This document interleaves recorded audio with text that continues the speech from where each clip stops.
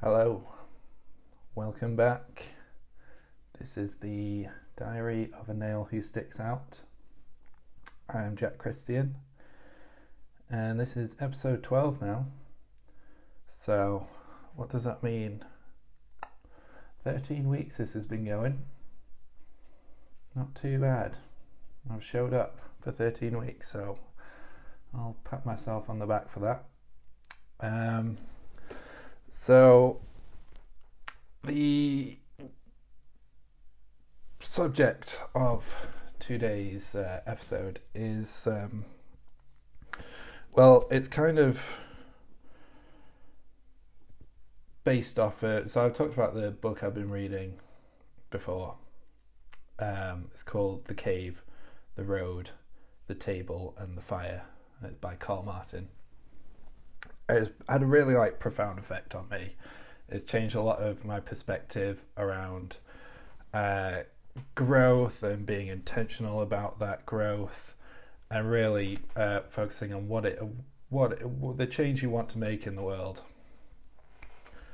and understanding how your past,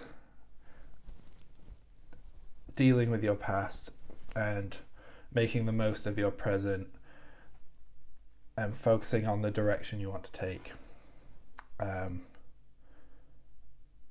It really goes deep on just techniques on doing that. Anyway, the final part of the book is the fire, and it's kind of so the cave is kind of the foundational stuff. Talking about trying to really understanding who you are, where you come from, parts of your personality and behaviours that are useful, parts that are not. That's what the cave is about. It's about focusing on those, working through those. The road is about choosing a direction, how you're going to use the stuff you learn in the cave, and how choosing a way to make your change in the world. The table, it's about communication and finding community, and really it's about how you find groups and community that want to see your change through as well. And then the fire is about curiosity and the will to constantly learn, constantly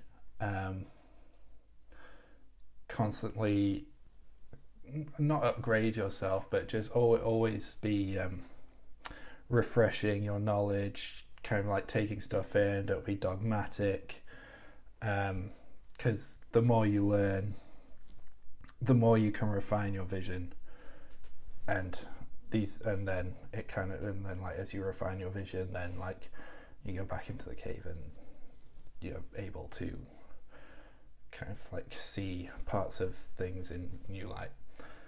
Anyway, so that's kind of rough synopsis of the book. It's really good. You should read it. I've talked about it before. I will probably talk about it again. Apologies if I'm a bit slow this morning. Hopefully I will get going as we kind of march through this episode. So there was a quote as I was reading the part of the book I want to share. So the quote is, "More than just a thirst for knowledge, wisdom in this regard is a quest to seek out, discern, apply, and grow throughout life." So based off of that quote, I want to kind of because that really struck a chord with me, and I'd like to go into how I see that applying to what I'm doing at the moment, and the lessons that I can take from that, and then hopefully I can share those with you. You may find them useful, you may not, but we'll see.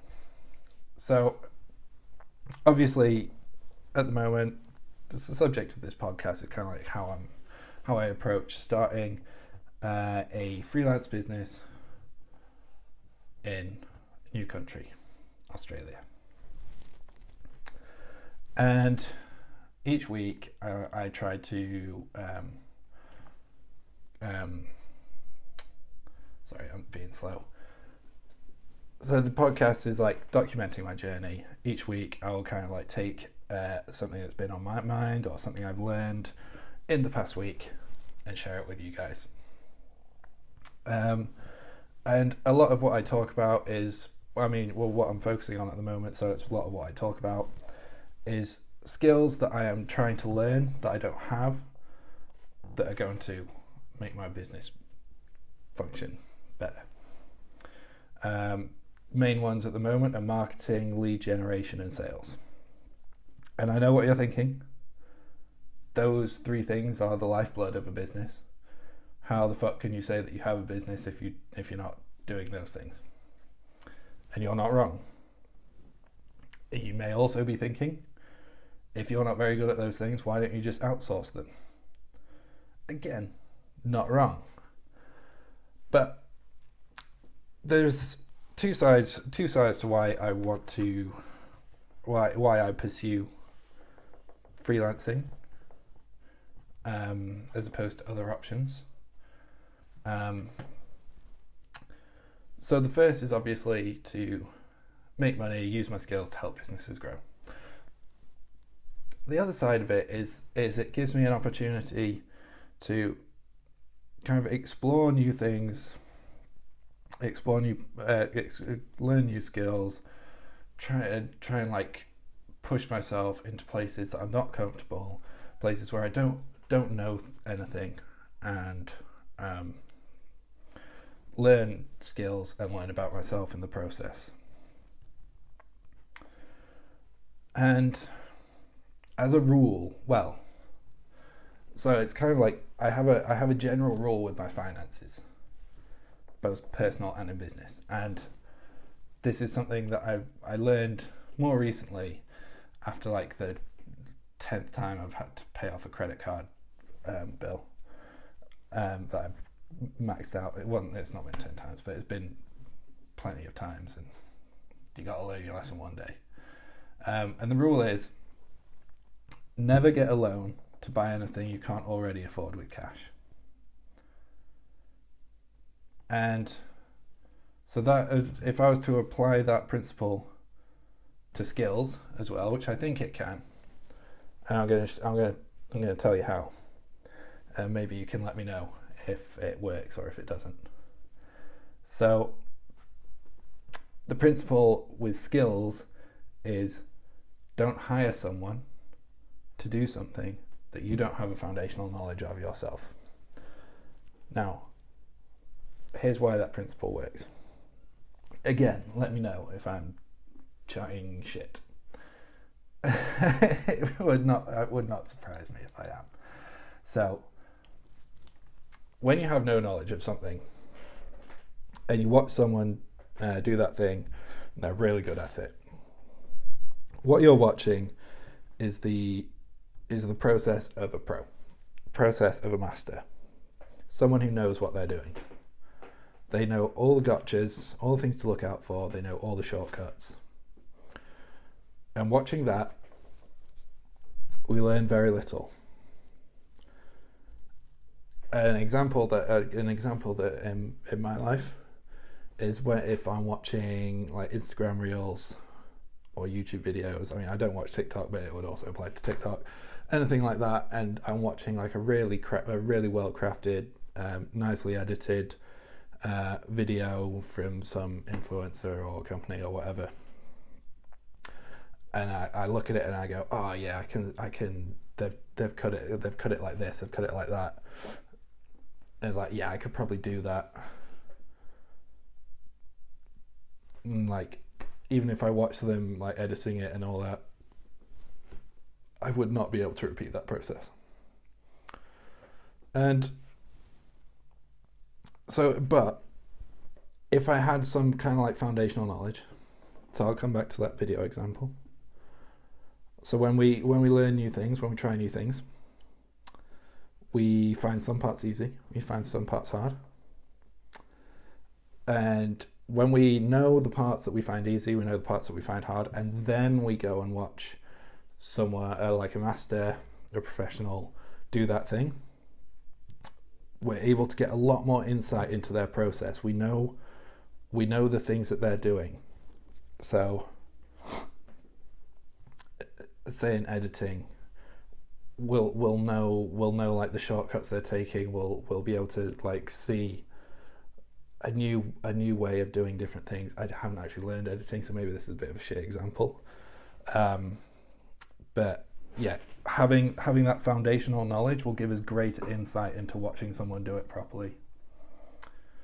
So I think spending when we are learning, especially like for me, bringing it back to kind of like my freelancing stuff. If I was to hire someone to generate leads for me and make sales for me,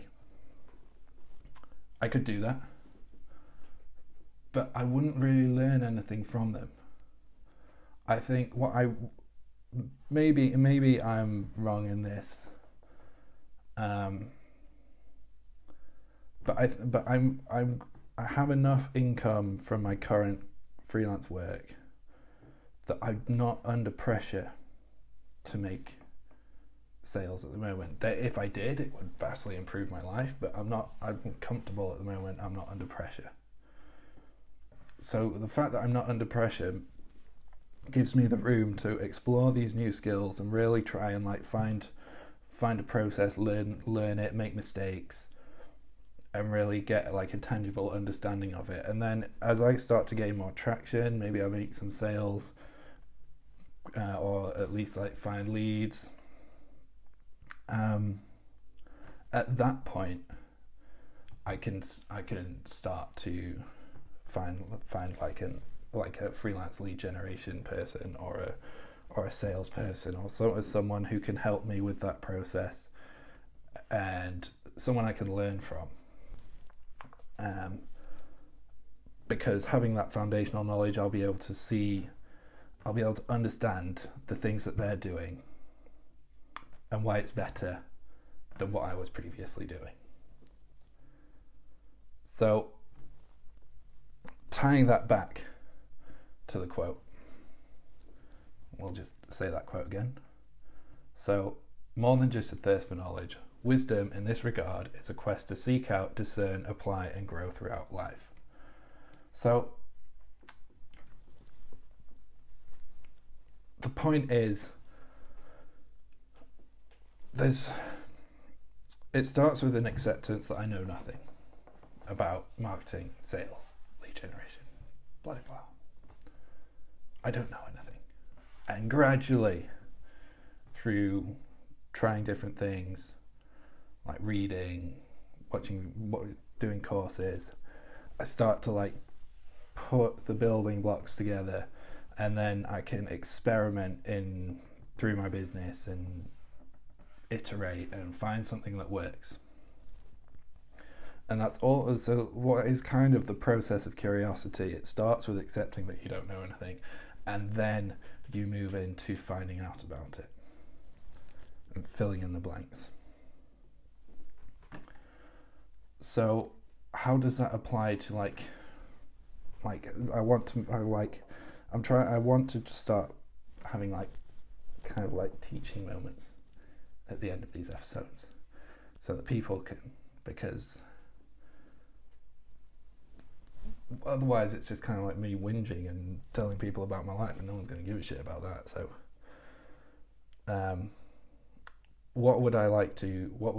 if I was going to bring it to a kind of point, for like a take home point for you guys, I would want that to be that we all start to make a conscious effort to be more curious. Because we live in a world where opinion is cheap and attention is dear. What that means is we all want to share our opinions, we want to share our thoughts, we want to share our insights, but we don't want to hear it, and we're very selective about who we hear it from. and what I would want is for us to all kind of like switch that around. So, I mean, it's a classic phrase of like, you've got 2 ears and 1 mouth. Why do you think that is? Essentially, it's like, if we start to like listen more and talk less, we stand to gain much more. Because, again, when we decide to listen instead of speak, it implicit in that is a humility that we accept that we can learn from someone else, that we don't know what they can teach us. And so there's that first stage of humility, and then when we actively listen to them and try to understand their point of view, that's the curiosity in action as we try to learn from the people around us. And if we're to grow as people and as a society, I think that process is essential. Because, I mean, in the UK at the moment, I'm like half paying attention to the election campaigns and half not, because I'm quite happy to be out of the country because it's a shit show at the moment.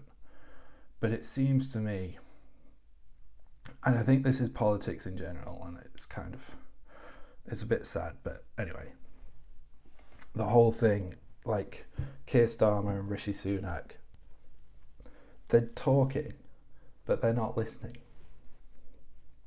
And I see it a lot. So there's a show called Question Time, where members of the public will ask questions to a panel of politicians and thought leaders. Sorry, I'm fighting a sneeze at the moment, so anyway.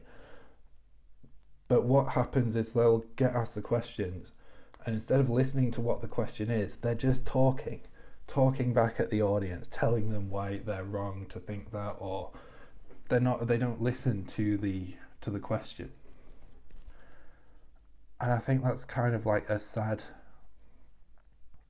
representation of where we are in the world, and why we're struggling to really grow is because we just want to tell people why we're right and not accept that we might be wrong.